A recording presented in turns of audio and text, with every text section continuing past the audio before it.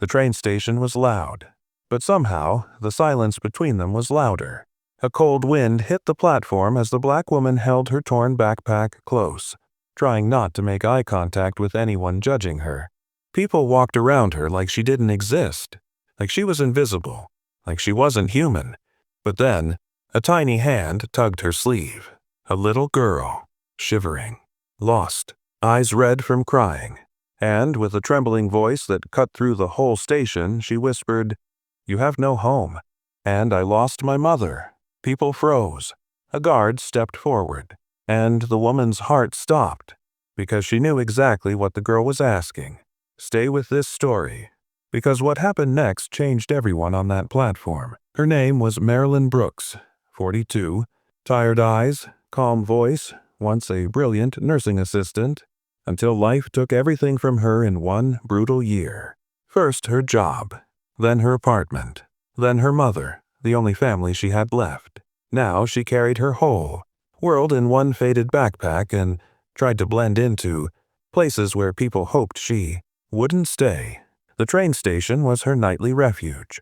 A cold bench, a broken heater, a security guard who reminded her every hour that this ain't a shelter. But Marilyn never argued. She moved quietly. She kept her dignity. She survived in silence. Across the platform stood Officer Trent Mallory, the man who loved saying, "Rules are rules." Tall, stiff, sharp eyes. To him, Marilyn wasn't a woman. She was a problem. Another person to remove. Another reminder to passengers that the world wasn't perfect. And then, the girl, Emily Carter, 7 years old, lost in a sea of commuters after a mix-up during a transfer from her father's train. Her small suitcase stood beside her like a lonely soldier. Her fingers shook as she held a crumpled photo of her mom, a woman who had passed away 6 months earlier. Emily had been taught one thing by her mother: look at people with your heart, not your eyes. So when she saw Marilyn sitting alone, knees pulled to her chest in exhaustion, Emily didn't see a homeless woman. She saw someone who looked just as scared, just as alone, as she felt. But Officer Trent didn't like the sight of them together. Not one bit.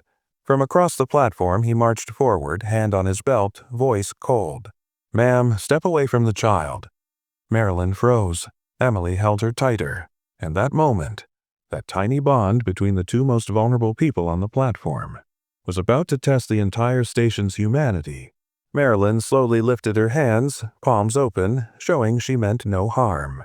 Her voice barely rose above the hum of the arriving trains. "Officer, she just asked me for help." But Trent didn't want explanations. He wanted control. "I said step away," he repeated louder this time, drawing the attention of several passengers nearby. Emily's small hand wrapped tighter around Marilyn's sleeve. "She didn't do anything," the girl cried, her voice shaking. She was helping me." People began looking, some curious, some annoyed, some already assuming Marilyn must have done something wrong, because that was easier to believe. Marilyn stood quietly, letting the tension roll over her like cold rain. This wasn't new.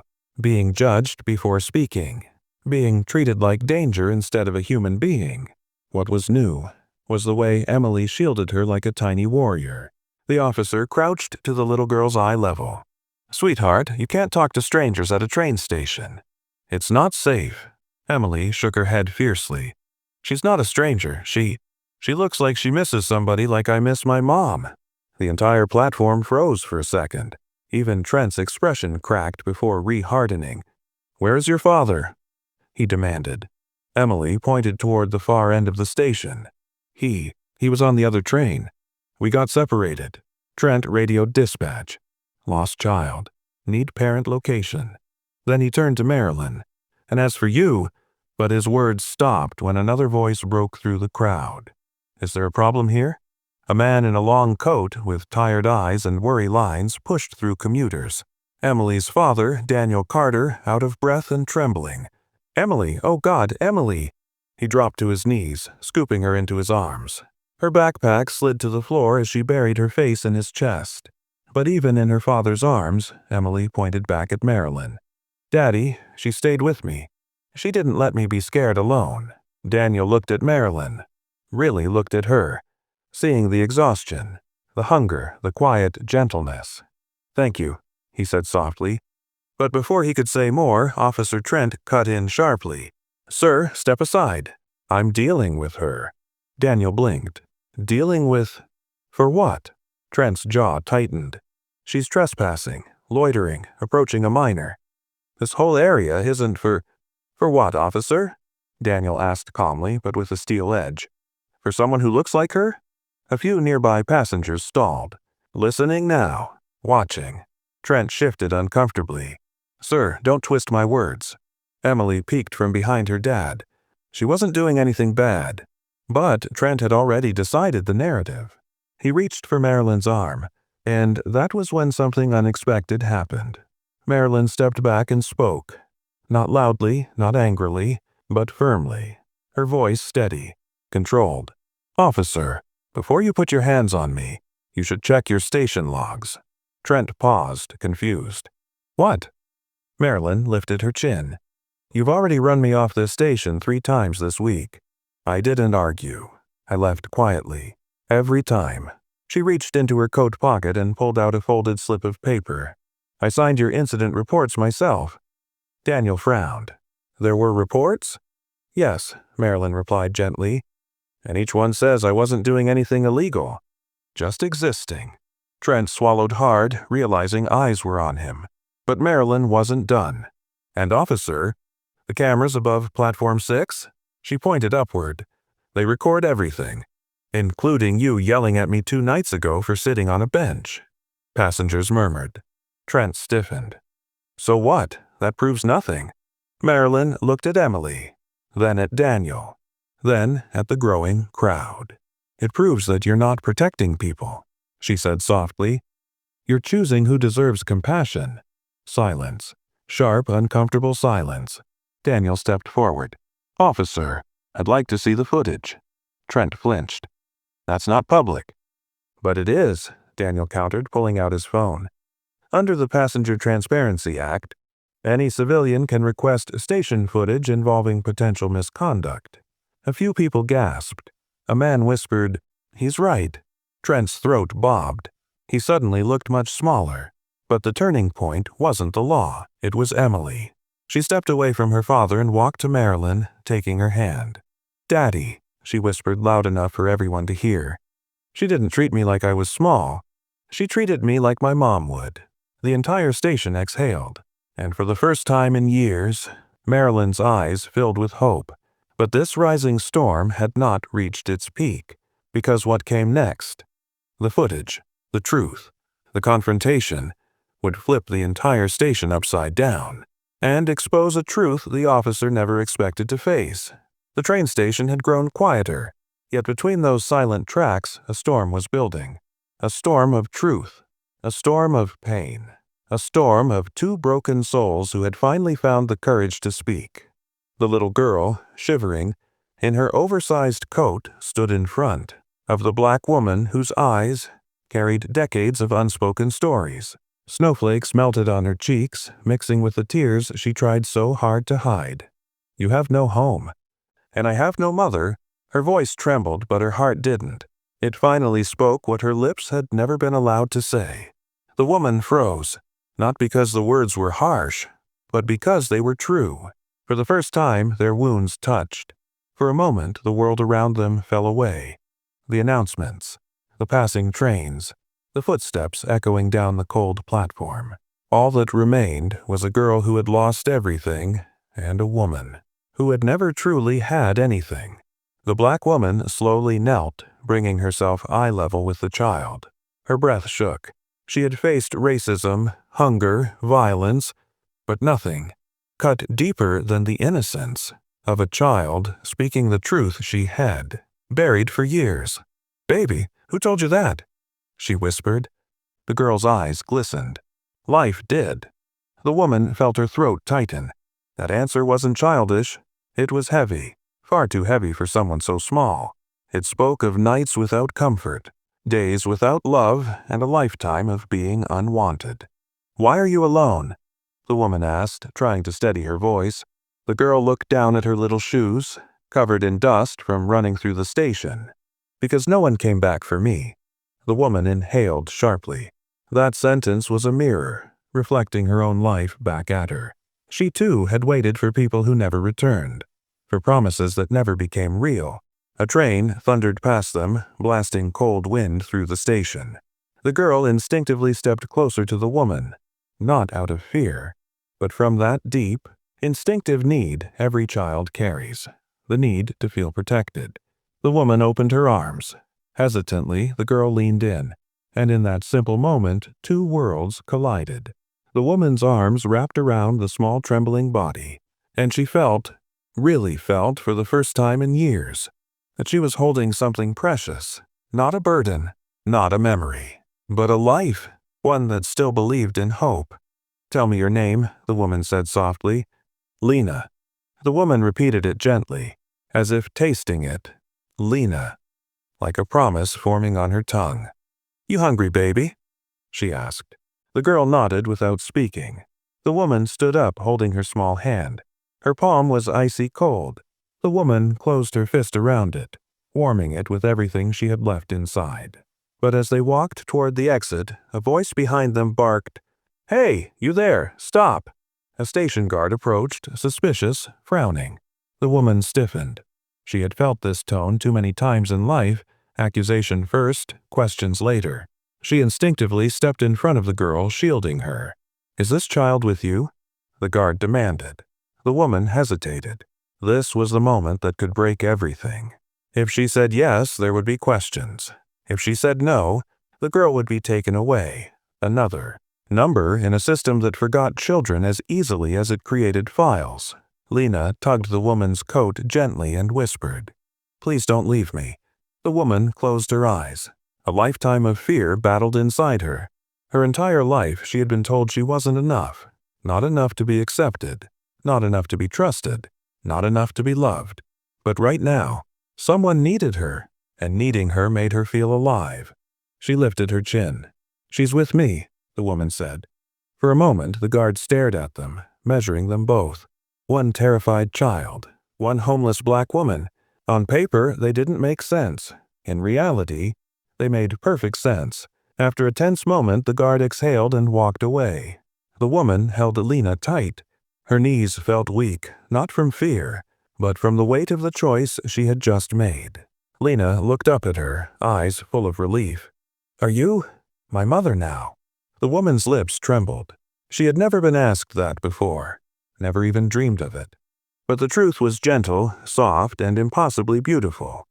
"I don't know if I deserve to be," she whispered. "But I won't let you be alone." Lena threw her arms around her waist, hugging her as tightly as her little hands could. In the middle of that cold, forgotten station, two forgotten lives found each other, and in that embrace, something powerful began. Not hope, not healing, but the first spark of a family that destiny was about to rewrite forever. The snow outside the station had thickened into a soft white curtain, muffling the world and giving everything a strange, dreamlike calm. Inside, under the dim lights, the woman and Lena walked slowly. Hand in hand, two silhouettes who, only hours earlier, had been complete strangers, now held together by something deeper than blood. The woman kept glancing down at the small fingers gripping her own. Lena didn't let go even once. She didn't speak either, as if she was afraid that saying anything aloud might shatter this fragile moment of safety she had finally found. The woman swallowed hard. She had spent her whole life being unwanted, but now, someone wanted her. Someone tiny, cold, hungry, but hopeful. They reached a vending machine near an empty waiting area. The woman searched through her pockets and found a few coins, warm from her hands.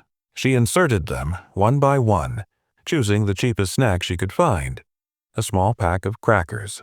She gave it to the girl. Lena held it gently. She didn't rip it open like a starving child would.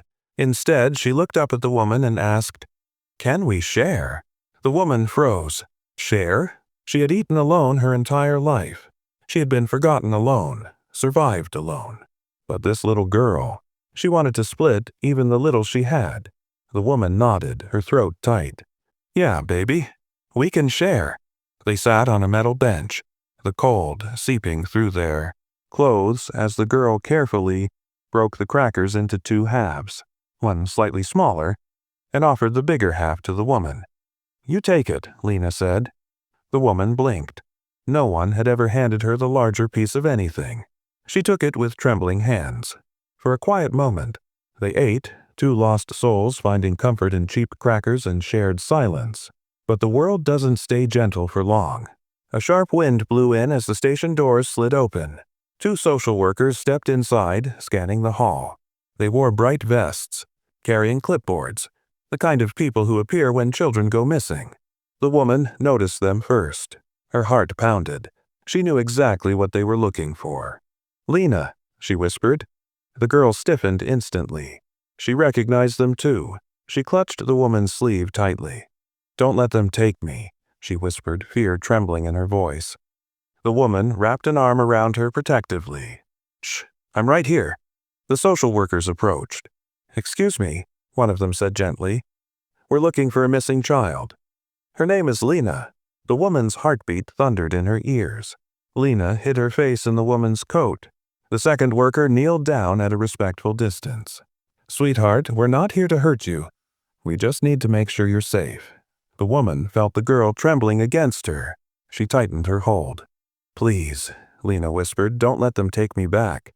They said they would send me to another place, another home, and then another.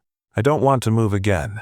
The woman felt a pain in her chest so sharp she had to inhale slowly just to stay steady. She looked up at the workers, her voice firm despite her shaking hands. "She's scared, just don't rush her." The workers exchanged a glance and nodded. "We understand," one replied softly. "But we need to talk to her. And to you." The woman hesitated. She had nothing. No house, no job, no stability. In the eyes of the system, she was the last person who could take care of a child. But in the eyes of this child, she was everything. She gently cupped Lena's face. "Baby, look at me." The girl looked up, tears pooling in her eyes. "I'm not leaving you," the woman said. "But we need to talk to them. I'm right here, every second, okay?" Lena nodded, wiping her cheeks. The social worker knelt closer. "Lena, sweetheart, can you tell us why you ran away?" "I didn't run," the girl said quietly. "I just walked until I couldn't walk anymore." "And why didn't you go back?" "Because," her voice cracked, "because nobody cared."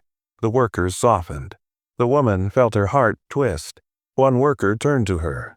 "Ma'am, are you willing to stay with her while we sort this out?" The woman didn't hesitate. "Yes, I'm not leaving her alone." Lena immediately grabbed her hand again.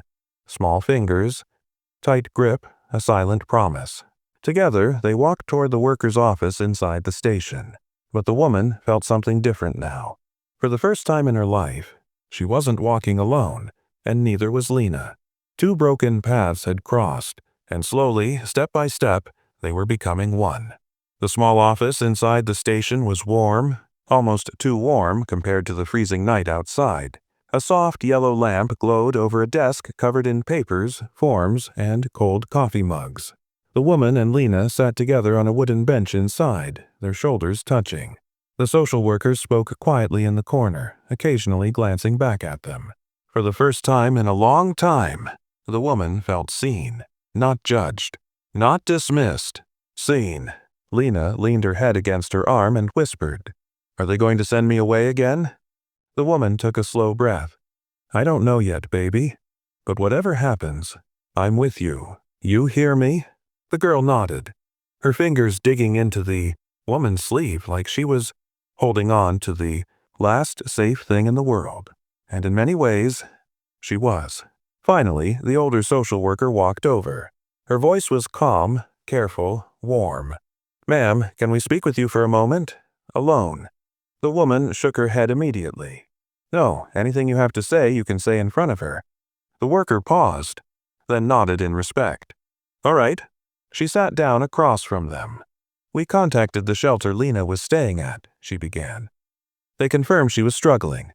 They also confirmed she has no stable relatives, no consistent guardians, and she's been moved around too many times." The woman swallowed hard. She already knew the system failed children like Lena every day. But, the worker continued, we also reviewed the station footage. We saw how she approached you. We saw how you protected her, comforted her, fed her with the little you had. Lena held the woman's hand tighter. And we also saw how she held on to you, the worker added softly. Like she finally found someone she trusted. The woman's eyes burned. So here's what we want to do, the worker said. We want to place Lena in temporary protective care. With you. The woman inhaled sharply. Me? Her voice cracked. I don't even have a home. We know your situation, the worker said. We also know you're on the waiting list for housing assistance. We can help you fast-track it.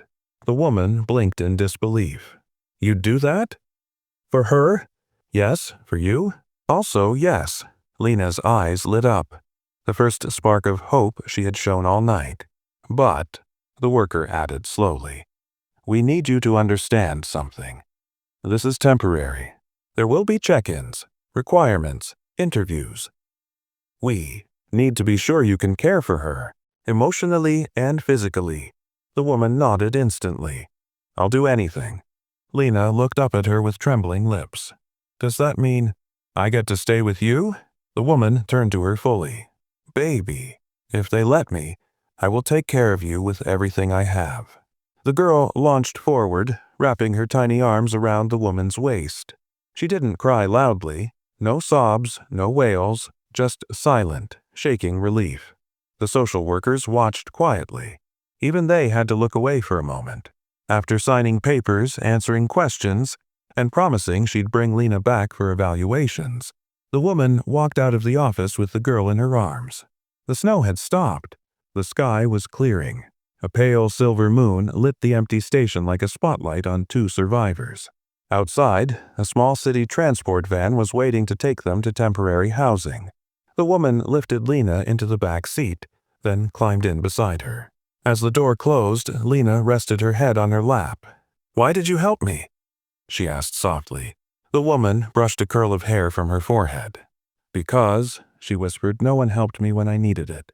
And I wasn't going to let you go through that alone. The van started moving. City lights blurred past the window. Cold streets, lonely sidewalks, shuttered shops. But inside that van, something warm had begun to grow. A family, not by blood, but by choice. When they reached the small transitional apartment, the woman opened the door cautiously. It was tiny. Bare, just a mattress, a heater, and a single lamp. Lena walked inside quietly, then looked up with curious eyes. Is this our home? The woman knelt down, holding her cheeks gently. It's not much, she said, but yes. For now, it's ours. The little girl finally smiled. A small, fragile smile, but real. And in that moment, the woman realized something. All her life, she had believed she had nothing to give. But tonight, she had given love, safety, hope, and in return, she had received something she thought she would never feel again. Family. As the lamp glowed softly in the dark room, the woman whispered a final line. The line that would stay with Lena for the rest of her life. You may have lost a home, and I may have lost a mother, but tonight, we found each other.